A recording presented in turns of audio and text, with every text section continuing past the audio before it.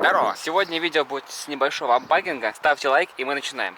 Кстати, хейтеров я тоже очень люблю. Сегодня забрал с магазина линки, так называемые стойки-стабилизаторы, правая и левая. Самые обыкновенные, 3 пятерки. Буду их менять, потому что передок уже немножко постукивает. Правая и левая, вот их 2 штуки. И вот здесь пришла посылочка поинтересней.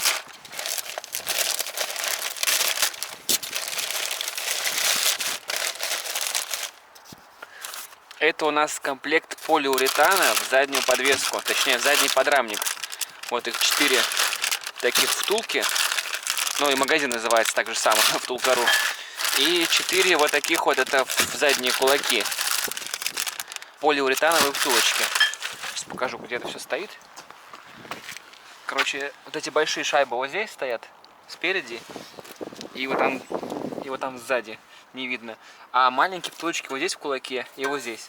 На развальный рычаг и на рычаг такой вот. Его называют обычно косой рычаг. На косой и на схождение. Причем вот эти втулки маленькие у меня с правой стороны сдохли, а с левой стороны нет. Но я купил сразу все 4, пускай все будет ново и на полиуретане. Это гораздо меньше будет люфтов. А втулки в подрамник, в принципе, другие не продаются. Они как бы считаются одноразовые. Там резина, и ее только можно выжечь варварски и поставить вот такой полиуретан. Но это тоже плюс, тоже тюнинг. Удалось выхватить по очень хорошей цене, тем более. Вот этот комплект, 4 штуки, вышел в 2700, а обычно они стоят по 4, по 4500 у барыг. А вот эти маленькие втулочки по 480 рублей. Все вместе получилось на 4700. Еще взял вот такие пыльники на ШС-ки, 4 штучки, они по 250 рублей. Сделаны не из резины, а из силикона, то есть гораздо дольше будет ходить. Когда будем снимать целиком весь подрамник, то откроется доступ к ШС-кам на вот эти вот как раз рычаги. Ну и на них сразу вот эти пыльники надеваются, чтобы максимально долго проходил, потому что ШС-ка вещь такая ненадежная. Полиуретан нравится всем гораздо больше. Вот эти втулки я сам не поставлю, нужен подъемник, снимается подрамник, самому во дворе не сделаешь. А вот эти штучки мы сейчас с вами вместе и поменяем. Вот, собственно, эти втулки стоят. Самое неприятное, что может быть, вот здесь, например, производитель сделал для шестигранника паз, чтобы держать втулку и откручивать, чтобы оська вся не проворачивалась. А на вот этих, например, ничего не сделано. И когда я буду откручивать, скорее всего, вместе с гайкой закисшей будет крутиться и вся ось. Вот здесь вместе с шариком. И будет открутить очень сложно. Особенно вот эту, где и подлезть-то сложно. Поэтому сразу замочу все ВДшкой. Пускай откисает, пока я ложусь. Ох, этот запах парфюма ВДшки. Лайк, если тоже любите ВДшку. Вообще владение таких автомобилей невозможно без владения хорошим ящиком с инструментом. У меня, например, это Force. Все время, сколько у меня Nissan, столько у меня вот этот набор инструментов. Мне его подарил на день рождения мой дядя еще в далеком 2012 году, наверное. За все время здесь сломалось только 2 головки. Да, все остальное здесь на месте и все работает. Ну, немножко проржавело тут в Мерседесе. Все, что попадает в Мерседес, все ржавеет. Краткий обзор моего ящика с инструментами. В принципе, вот этого ящика мне в свое время хватило, чтобы свапнуть вместо 25-го мотора сюда 26-й. Я использовал только вот этот ящик, еще плюс кувалду, маленький молоток и пассатижи. Вот этих 3 вещей в этом ящике нет. А так, вот этого набора полностью хватило для свапа. Самое главное, что должно быть в вашем наборе, это качественная трещотка, чтобы она не прокручивалась, и был большой рычаг. Основные головки, ну основные, это, говорю, от 12 до 19. Вот эти уже редко используются, вот эти, например, вообще никогда не используются. Обычные ключи, самое главное, что было на 10, 13, 14, 17, 19, такие самые используемые в Nissan, ну и 12 тоже. Пару удлинителей, один короткий, другой длинный. Ну, естественно, маленькие головки под маленькую трещотку. Всегда удобно таким ключиком где-то что-то подтрещать, подоткрутить. Здесь самые основные 8, 9 и 10. Иногда 12 и 14, но это более редко. И, естественно, насадки на отвертку. Крестовые и вот такие шестигранники. Плоские, кстати, я все поломал. Вот у меня одна осталась такая плоская, но она достаточно широкая. Иногда нужен такой вот карданчик, но это очень редко. А так, в принципе, вот образцовый ящик с инструментами.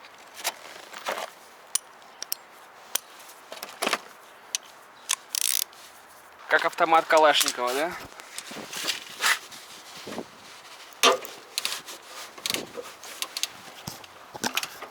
О чем я говорил, прокручивается. Но здесь можно зафиксировать ключом большим. Ну, собственно, как я и говорил, пришлось снять вместе с площадкой, которая сюда крепится.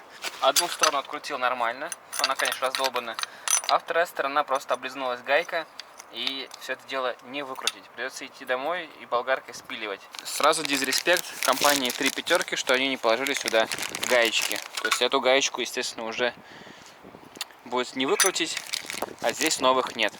Зажали две гайки, блин, уроды. Со второй стороны ситуация еще хуже. Она не открутилась ни здесь, не выкрутилась, ни вот здесь. Поэтому тоже площадку эту снял и откинул стабилизатор. Скинул стаб целиком, чтобы дотащить его домой и уже дома болгаркой отпилить. По-другому не снять. Я, кстати, в свое время на селике тоже менял стойки стаба и сразу их пилил, потому что была розетка. Но здесь на улице болгарки нет, поэтому приходится нести домой, дом пилить. А это пока придется накинуть, чтобы не растащили местные алкаши. На какое-то время придется собрать. Вот она, заветная болгарочка. С ней дело пойдет куда быстрее.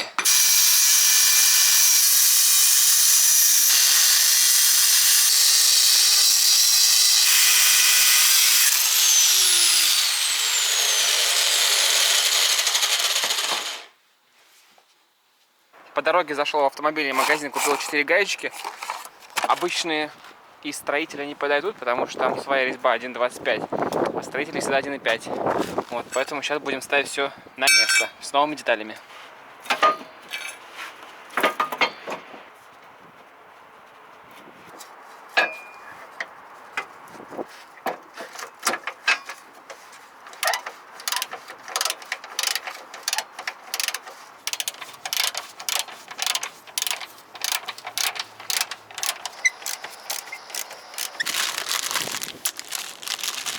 Сказать, если вашему Ниссану уже лет 10 и больше, тогда к тому наборчику, про который я говорил в начале, еще добавьте и болгарку. Потому что без болгарки даже самые простые вещи порой бывает сделать невозможно.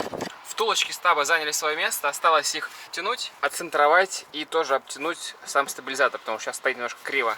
Со Скайлайном разобрался, теперь буду разбираться с Мерседесом. У него проблема, что он постоянно глохнет на сбросе газа, когда прогреется. Возможно, дело в датчике холостого хода. Вот он там стоит. Сейчас его достану и посмотрю. Так, прошел день, точнее вся ночь. Я ломал голову, что случилось. История такая. Я только все разобрал, завожу машину, и она больше не заводится. То есть хвосты не держит. Копался, думал, какой-то, может, проводочек здесь отвалился, где-то еще. Все-таки все старое, гнилое. Но, как оказалось, дело было в этом клапане холостого хода, и вот эта вот заслоночка, которая там внутри, она тупо заедала, поэтому я сходил до магазина, купил карпет клинер и там все вымыл тщательно. Теперь она ходит и не заедает. Сейчас буду ставить и проверять. Я думаю, дело было как раз в этом. Ну все, эта елда на месте, она вставляется просто так вот, здесь резинка, распирающая между двух трубок. Вот, и подключается фишка, собственно, и все. Шланг и фишка. Причем без нее тоже, в принципе, работает все, только обороты слишком завышены, и когда заводишь, она хуже заводится. А зимой, я так полагаю, что будет еще хуже. Поэтому лучше сделать все как должно быть и уже туда не лезть.